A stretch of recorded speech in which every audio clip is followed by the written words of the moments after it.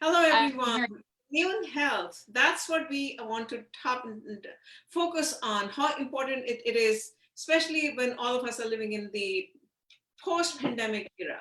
So how traditional Chinese medicine can help all of us is that's the topic of discussion this evening. Dr. Keating is here with me. She's a licensed acupuncturist joining me live. Welcome, Dr. Keating. Hi, thank you for having me.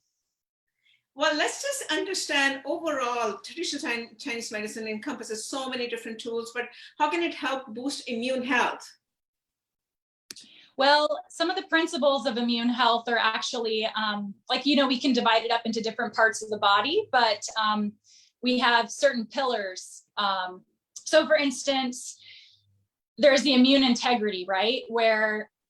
So we've got, say, the nervous system and the brain, and what encompasses that. So the health of the nervous system is part of immune health. And then we have the endocrine system, which also plays into immune health. And then we also have the intestinal microbiome. So those all three play into immune health, and how susceptible you can be to getting sick, or how hard a disease is going to hit you when you do get hit with something. So keeping all of those things in check and working on those as part of your prevention plan is key into making sure that your immune system is top notch for anything that comes along. So any questions so far? No, I think what I want to do, I think that makes sense, but maybe you can elaborate the tools that you are using to help your clients, and traditional Chinese medicine has so many tools. So I think that's what we'd like to understand. Yes, definitely. Okay, so in Chinese medicine, we have three main parts of the body. We have one, which is Jing, so Jing, which is, so say you're born with a cup of water, right? Your mom and your dad pour their water into this cup that is now your cup. So the way that your parents lived, the way that your grandparents lived, the way they took care of themselves, how old they were, all these things play into your Jing and how strong your body's going to be. So then also what plays into that is your birth and how long the umbilical cord was also attached to you.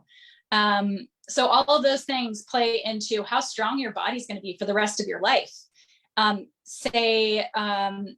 parents didn't take very good care of themselves. And then you had a big birth trauma, you lost a lot of blood, maybe the umbilical cord wasn't attached too long, you're going to have a little bit of a weaker constitution. So it's really important to also bring awareness to, the birth industry and making sure that things are a little bit more nurtured as far as keeping the umbilical cord attached more for the future generations. So that's one part of this. And then the next we have, so that's Jing, right?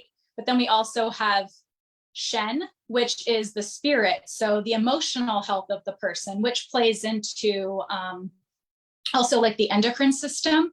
It can also be from like trauma and things like that. So we talked about the nervous system before. Endocrine system and nervous system are really intertwined.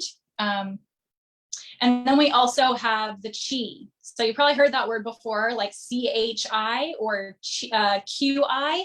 And Qi is like the energy in your body. So it's kind of like your ATP, your energy source. It's like the cash flow for your body, which is like your, economy, right? And so you want to have Qi, you want your body making as much Qi as it can through oxygen, glucose, things like that. But that also plays into, like we mentioned before, the microbiome. Is your intestinal microbiome able to create Qi and blood for your body? So if it's compromised, if there's pathogens or parasites, that can also play into if your body's making what it needs, or is the energy going somewhere else? So is it fighting off a hidden infection? That type of thing. So what we do essentially is in the initial intake, I like to get a full workup of the birth story, what their parents were like, sleep, eating, appetite, digestion, bowel movements, urination, hydration, temperature, thirst, everything. So we dive fully into that. And then we basically, what we are coming up with is is this person hot or cold? Are they deficient or are they excess? So it kind of comes down to yin or yang, you know, like basically like the black and white symbol. Everybody's got a mix of those two. And so we're trying to come up with where they're at. And so then we fill the deficiency and we clear the excess. So we can do that with acupuncture. We can do that with cupping. We can do that with ear seeds, little stickers you put on the ear. That also stimulates the nervous system. That's the same thing with acupuncture. It stimulates the nervous system, increases microcirculation, helps with hormones being released. So all of this is, you know, it's kind of like the on-off button. Like, oh, is it working? Oh, wait, just turn it on and off and then kind of restarts it, right? That's acupuncture. So, and then we have cupping. I love cupping. It's one of my favorite modalities. So if someone's not making enough blood for their body, you can actually help them create more blood with cupping. So it's a really amazing practice. And you've probably seen it with Michael Phelps with the little dots on his back. It's amazing for releasing tension, but it can treat excess and deficient conditions. So I find that really helpful. I treat a lot of people who have blood deficiency as a condition. It's one of the most common things you see, especially with women or anybody who's had a lot of blood loss in their life, or their microbiome's off and they're not making the qi and blood that they need. So that's one of the most common. Qi deficiency is one of the most common. And that sets the stage for your entire health. So this is like the root cause of disease that we're treating here. Although we usually do treat branch, but we're always looking for the root. That is the basis of Chinese medicine, is getting down to the cause of what caused this disease or this illness or this discomfort. And I do want to say that I treat people who have conditions, not conditions. I don't treat conditions, I treat people who have conditions. So, you know, always coming back to the spirit and the heart, and a lot of stuff can end up being emotional as the root. So,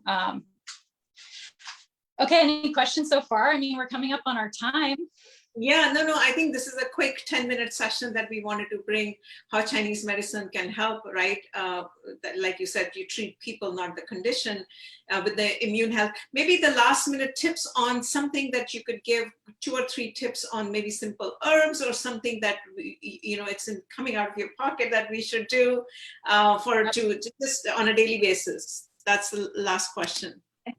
Well, you have 3 choices a day for your health: breakfast, lunch, and dinner. So choose organic every single time if possible. I used to be an organic farmer, so the pesticides, the fungicides, the chemical fertilizers, stay away from it. Get the best food that you can afford or that you can buy, and change your life if you can't afford those foods, because you need to be able to afford those foods. They're the most important decision you're going to make for your health. Try to get away from the city. If you live in the city, get some fresh air. Ground yourself and detox regularly. That's another important thing. And also, your bedroom is a sanctuary. So make sure you have the best mattress and non-toxic bedding. You know, get 12 hours of sleep in the wintertime and 8 hours of sleep in the summertime. And if you know, still feel tired, then your body needs more rest. That's the most important message. Like, don't think that you just need 8 hours all year round, because your body needs more sleep during different times of the year. And that's how we can be more in balance, you know, with the circadian rhythm. We should also do a talk on circadian rhythm next time. I'd love to dive into that with you as well. I think that's great. These are great tips. Just a quick, basically, sorry, there's something happening. All right, well, we are ending our Friday night with amazing tips to everyone. Have a great weekend. Continue to boost your immune health. It's not just the condition, like Dr. Keating said, it's your emotional health as well. And we want to keep these sessions quick, 10 minutes, so that everyone can take the bites on a smaller basis. Thank you so much. And have a great weekend, Dr. Keating. Thank you. And thank you for your support. Bye-bye.